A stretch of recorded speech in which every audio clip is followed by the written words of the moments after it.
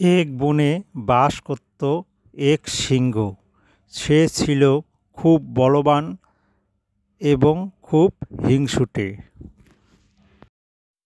বনের মধ্যে একদিনে এত পশু হত্যা করছিল যে সে খেতে পারত না, সে নষ্ট করত।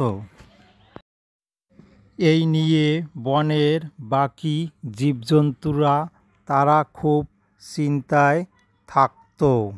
হাতি এসে বলে,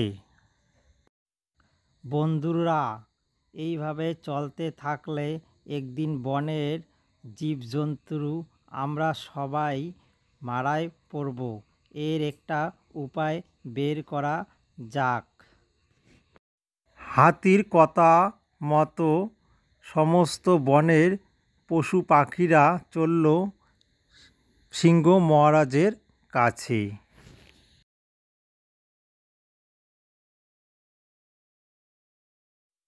হাতি বলিল, মহারাজ, খুব চিন্তায় এবং দুঃখে আছি।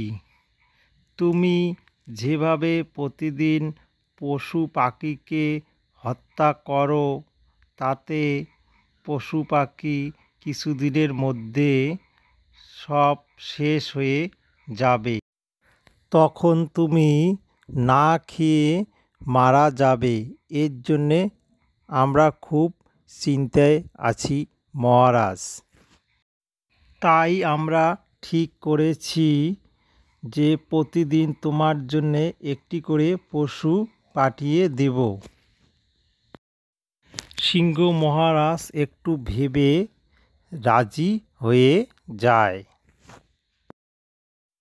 পশু পাখিরা খুশি হয়ে সেখান থেকে চলে আসে এবং পরের দিন একটি করে পশু পাঠিয়ে দেয় সিংহর কাছে।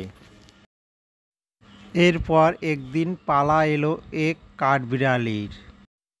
সে বুঝতে পারে তার আজ মৃত্যু হবে এবং সে সিংহর পেটে যাবে।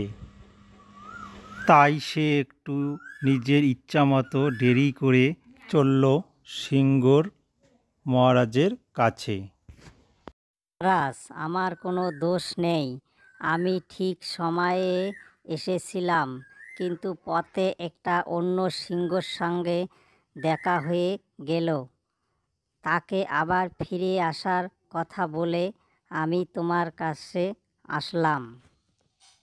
খরগোশের কথা শুনে সিংহ মহারাজ ভীষণ রাগ হয়ে যায়।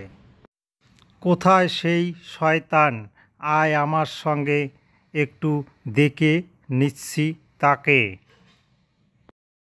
বিড়ালিটি সিংহটিকে পথ দেখিয়ে নিয়ে আসে কুয়োর পাশে। মহারাজ, শয়তানটি লুকিয়ে আছে এই কুয়োর মধ্যে। দাঁড়া, একে মজা দেখাচ্ছি। এই কথা বলে সিংহটি ঝাঁপ দেয় কুয়োতে। এরপর সিংহটি উঠতে পারে না কুয়া থেকে এবং কাঠবিড়ালিটি মনের আনন্দে বাড়ি ফিরে আসে। বন্ধুরা, এই গল্পটা যদি আপনাদের ভালো লেগে থাকে তাহলে প্লিজ সাবস্ক্রাইব এবং লাইক করবেন।